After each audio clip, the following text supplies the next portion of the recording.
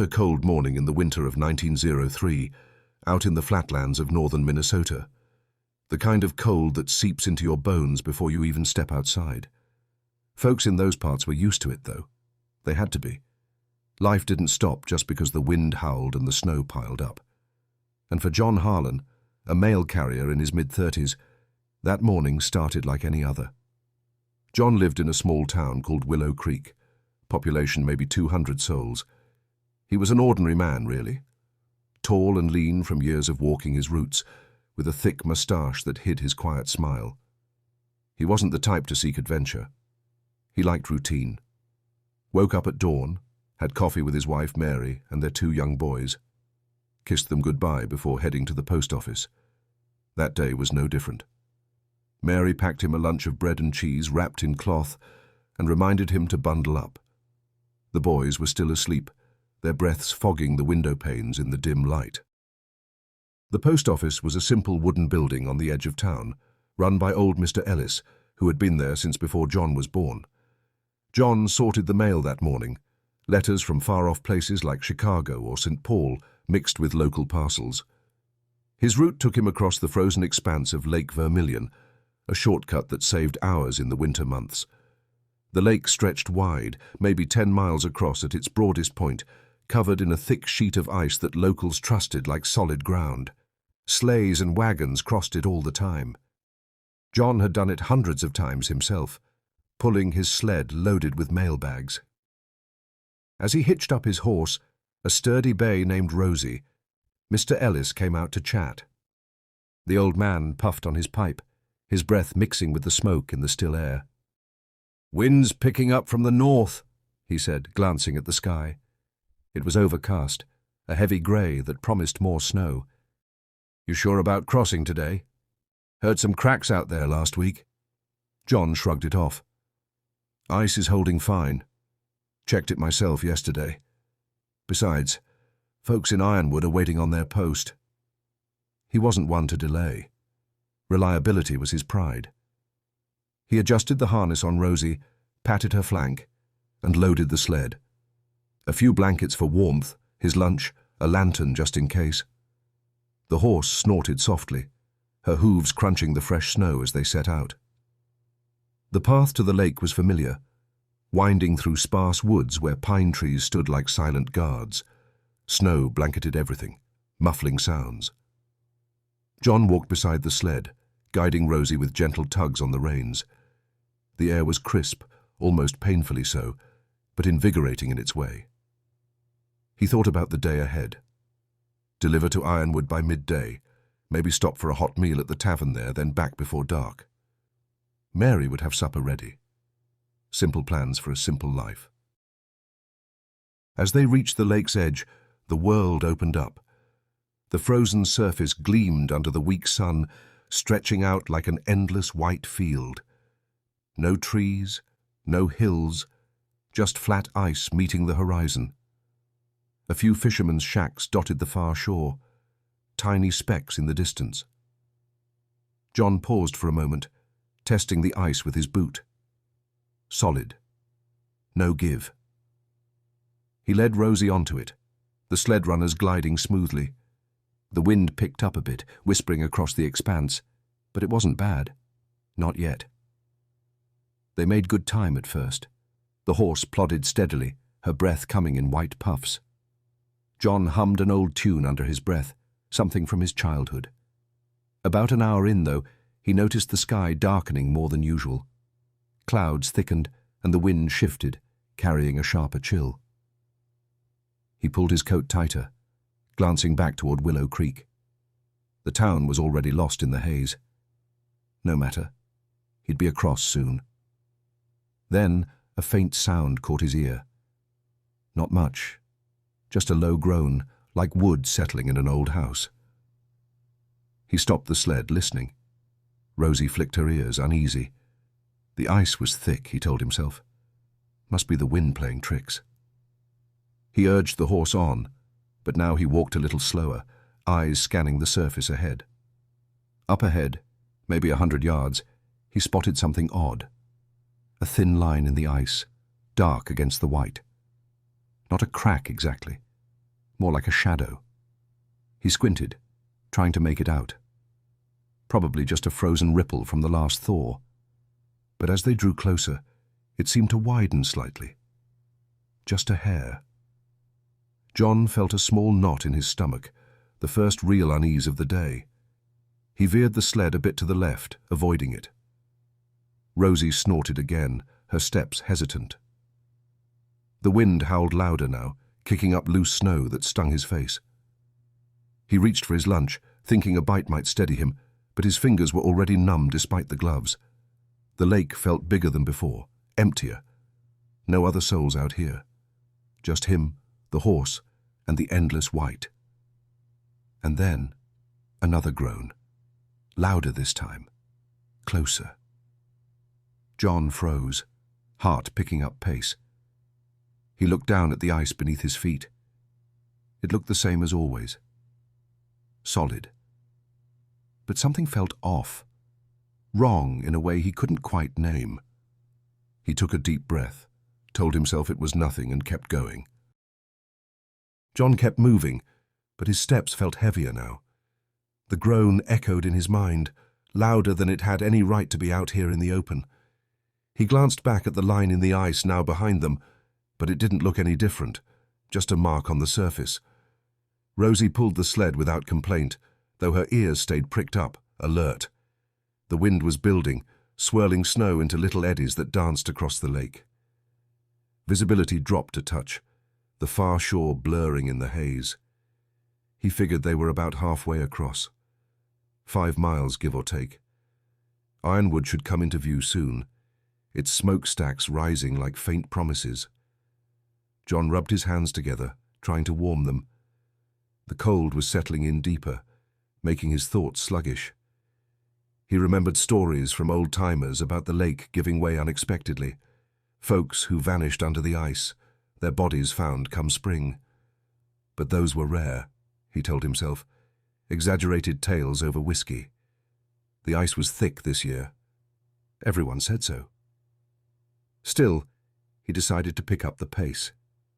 "Come on, girl," he murmured to Rosie, clucking his tongue. The horse responded, trotting a bit faster, the sled creaking behind her. The sound of her hooves on the ice was rhythmic, almost comforting. But then came another noise, a sharp crack this time, like a branch snapping underfoot. It came from somewhere to the right, not far off. John halted, heart thudding in his chest.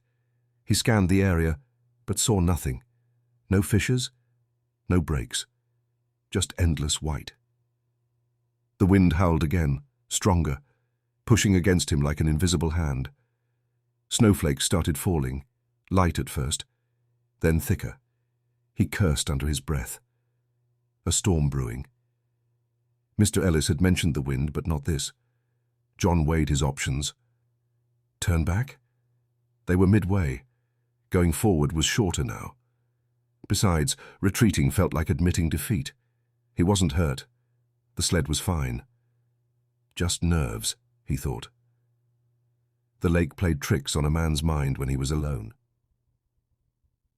He pressed on, leading Rosie toward what he hoped was a straighter path, but the snow thickened fast, turning the world into a swirling grey. The far shore vanished completely. John pulled his scarf up over his nose, eyes watering from the sting. His lunch sat uneaten in the sled, appetite gone. Thirst nagged at him instead, his mouth dry from the cold air. He scooped a handful of snow, letting it melt on his tongue. It helped a little. Minutes stretched into what felt like hours. The groans returned, sporadic now, like the lake was breathing beneath them. John tried to ignore it, focusing on his boots, one step after another. But doubt crept in. What if the ice was thinning? He recalled checking it yesterday near the edge, but out here in the middle, who knew? No one tested the deep parts. He stopped again, knelt down, and pressed his ear to the ice. Silence at first, then a faint rumble, distant, like thunder underground. Rising, he felt a wave of unease wash over him. His hands shook as he adjusted Rosie's harness. Maybe he should unhitch her, lighten the load. But that would mean abandoning the mail, his duty. Folks depended on him. Letters from loved ones, medicines maybe. No, he couldn't do that. He decided to keep going, but veer left more, toward where he thought the shallower waters were. It might add time, but safer, perhaps. The storm hit full force then. Wind screamed, snow blinding. John could barely see Rosie ahead of him, her form a shadow in the whiteout. He shouted encouragement, but his voice got lost. The cold pierced his coat now, numbing his legs. He stumbled once, catching himself on the sled. Fatigue set in, mental more than physical. Why hadn't he listened to Mr. Ellis? Mary would worry if he was late. And then, through the blizzard, he heard it. A loud pop, followed by a splintering sound. Close.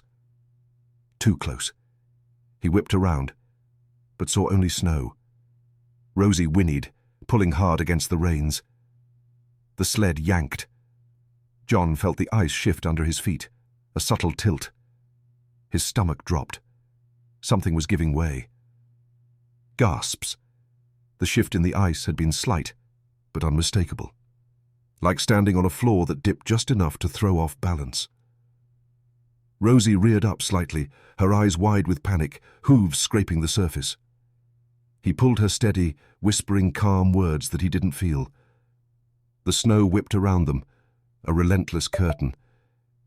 He couldn't see more than a few feet ahead now. The lake had turned into a void. He forced himself to think. Panic wouldn't help. The crack must be nearby, but where? He knelt again, brushing snow away with gloved hands. There, under the fresh powder, a jagged line snaked across the ice, thin but growing. Water seeped up through it, dark and cold, pooling in tiny beads. His heart hammered. The ice was breaking, not all at once, but piece by piece. He stood, mind racing. Forward or back? The storm made both ways blind. Abandoning the sled crossed his mind. Cut Rosie loose, ride her bareback to shore. But the mail? His responsibility. Folks in Ironwood needed it, and turning back meant facing the same distance, maybe worse cracks behind. No, forward. It had to be closer. He decided to lighten the load instead. Dump some bags. But which ones? He rummaged through the sled, fingers fumbling in the cold. Pulled out a heavy parcel. Hesitated. Someone's winter supplies, maybe. He tossed it aside anyway, the thump lost in the wind. Then another. Guilt gnawed at him. But survival came first. Rosie stamped nervously as he worked. The ice groaned again, louder, a deep rumble that vibrated through his boots. He mounted the horse then, leaving the sled hitched but lighter. Better to ride, distribute weight.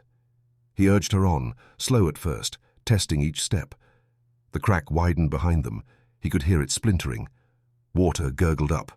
The storm howled, pushing them sideways. John's face burned from the wind, his eyes slits against the flakes. Time blurred. How long had they been out here? Hours? The cold sank deeper, making his limbs heavy. Thirst burned his throat now. The snow he ate earlier only made it worse. Hunger twisted his gut, but eating meant stopping. He couldn't risk it. Visions of Mary flickered in his mind. Her warm kitchen, the boys laughing. What if he didn't make it? He shook the thought away. Focus. One step at a time. Then through the whiteout, a shape emerged. Dark, looming. A fisherman's shack? No, too big. He squinted, hope rising. The shore? But as they neared, it was just a mound of snow-drifted ice, pushed up by wind. False hope. Disappointment hit like a punch. Rosie faltered, her breath labored. He dismounted to lead her, easing her burden. His own legs ached, boots soaked from the seeping water. Another crack appeared ahead, this one wider, water sloshing over the edges. John veered sharply, but the sled caught the edge, tipping slightly. He yanked it free, heart in his throat. The decision to keep the sled felt foolish now, irreversible. Cutting it loose would strand the male, but pressing on risked everything. He paused, weighing it. The wind screamed, snow burying his tracks. Isolation pressed in, heavier than the cold. No one knew he was out here, no help coming. Mental fog crept in. Exhaustion from the strain. He imagined hearing voices in the storm calling his name. Mary's voice? No, just the wind. He pushed on, but slower. Each step a battle. The ice felt alive beneath him, shifting with every gust. And then, a sharp snap. The sled lurched. John turned in time to see the ice give way under the runners. Water erupted, dark and hungry. Rosie screamed as the harness pulled her back. John fought the pull, digging his heels into the ice as the sled sank partway into the widening gap. Water surged up, black and freezing, soaking his boots instantly. The cold hit like a knife, shooting up his legs. Rosie bucked wildly, her whinny piercing the storm. The harness strained, threatening to drag her in after the sled. He lunged forward, knife in hand from his pocket, slicing at the straps. One gave way, then another. The sled tipped fully, mailbags tumbling into the dark water. Gone. All of it. Irreversible now. His duty swallowed by the lake. Rosie staggered free, shaking, as the ice closed partially over the hole with a sickening slurp. John collapsed beside her, breath ragged, hands trembling from the effort. The storm raged on, snow filling the air like static. He was lighter now, no sled, but the loss weighed heavy. Letters, parcels, lives depending on them. What would he tell Mr. Ellis? The folks in Ironwood? Guilt mixed with fear, churning in his gut. But no time for that. Survival first. He stood slowly, legs numb from the wet cold. His coat hung heavy, soaked at the hem. Thirst clawed at him worse, mouth like sandpaper. He grabbed a handful of snow again, but it barely helped. Hunger gnawed too, the uneaten lunch now at the bottom of the lake. Mental weariness pressed in, decisions blurring. Ride Rosie? Walk beside her?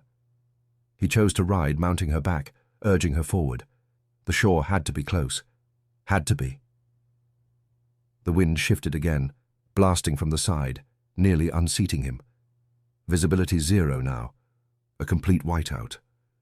He leaned low over Rosie's neck, her warmth a small comfort against the freeze. The ice groaned constantly, a chorus of warnings. Each step she took, he braced for the crack. One wrong move, and they'd both go under. He thought of the water below, deep and unforgiving. No light down there, no air. Bodies preserved in the cold, waiting for spring. Hours dragged, or minutes. Time lost meaning in the blizzard. John's mind wandered, fatigue pulling him toward dangerous thoughts. Hallucinations flickered at the edges. A figure in the snow waving him on. Mary? No, just adrift. He shook his head, focused on Rosie's mane, counting her strides. 1, 2. Keep going. But the cold deepened, sapping his strength. His fingers wouldn't bend properly anymore.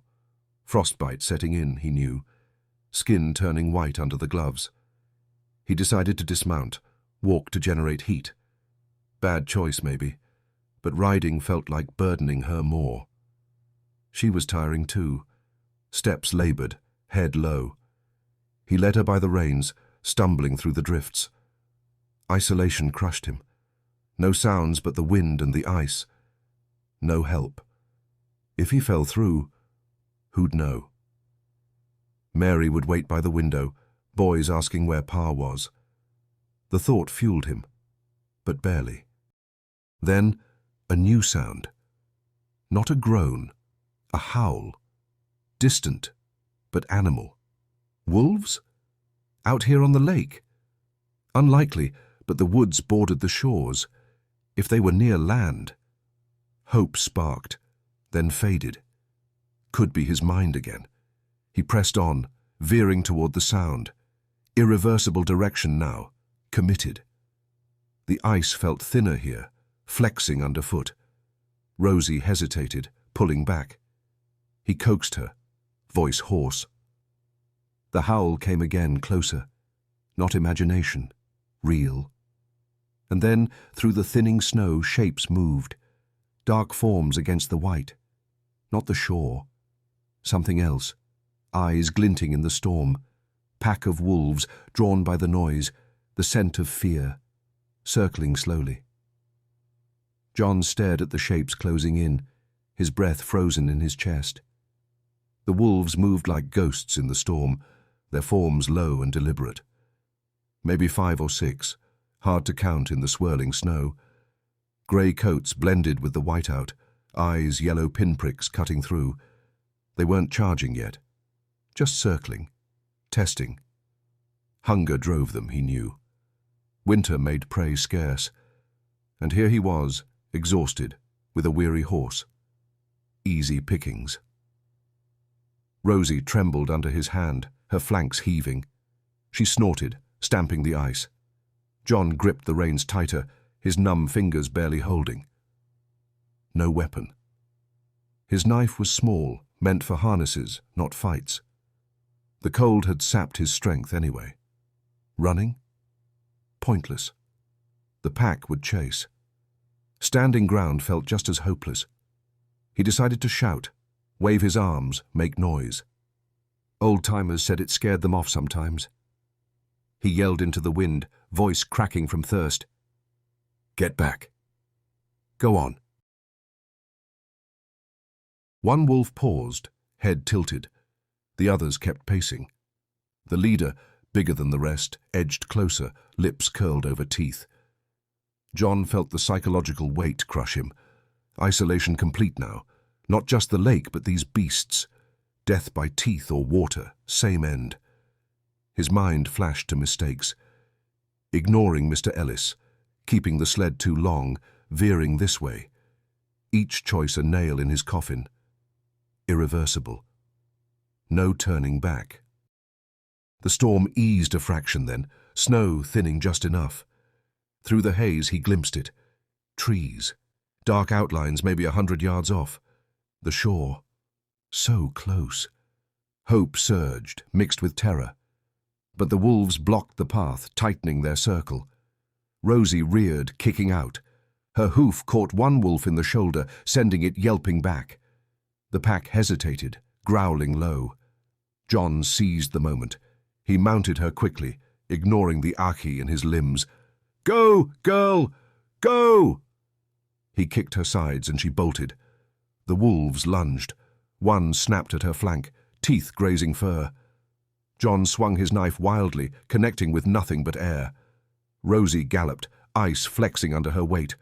Cracks spider-webbed out, water bubbling up. The pack pursued, howls rising. Pain shot through John's legs from the cold soak earlier, frostbite for sure. His vision blurred from fatigue, thirst burning like fire. Mental haze thickened. Was this real or delirium? They hit the shore's edge, ice giving way to snow-covered ground. Rosie stumbled onto solid earth, trees closing around them. The wolves followed, but slower now. Woods meant cover, maybe escape. John urged her deeper, branches whipping his face. Blood trickled from a cut, warm against the numb skin. The pack's howls faded behind, perhaps deterred by the trees or finding easier prey. He didn't look back, just kept going, directionless but away. Night fell as the storm cleared. Stars peeked through clouds, cold and distant. John dismounted in a small clearing, collapsing against a pine. Rosie stood nearby, head down, exhausted. He had nothing. No food, no water beyond snow. His body screamed, feet swollen, blackening from the freeze. Hunger hollowed him out. Thirst made swallowing agony, but alive. Barely. He built a small fire with trembling hands, using matches from his pocket. Dry somehow. Twigs and bark caught. Warmth a mercy. He melted snow in his hat. Drank greedily. It eased the burn, but not the emptiness inside. Mental scars dug deep. The lake's groans echoed in his ears. The sled sinking, wolves' eyes, mistakes that nearly killed him. What kind of man loses the mail? Fails his duty? Mary would understand. But would he? Days blurred after that. He wandered the woods, following streams toward what he hoped was ironwood. Ate bark, roots. Rosie weakened, but stayed with him. Locals found them on the third day, half-frozen, delirious. Took him to a doctor. Saved his toes, barely. Rosie recovered in a stable. Back in Willow Creek, Mary held him tight, boys wide-eyed at his tail. But John changed, quieter, stared at the lake from afar, hearing its whispers. Never crossed it again. The mail route went to someone else. He took up farming, safe on solid ground. But nights, the cold crept back. The isolation, the wrong choices, reminders that survival comes at a cost. One that lingers long after the storm passes.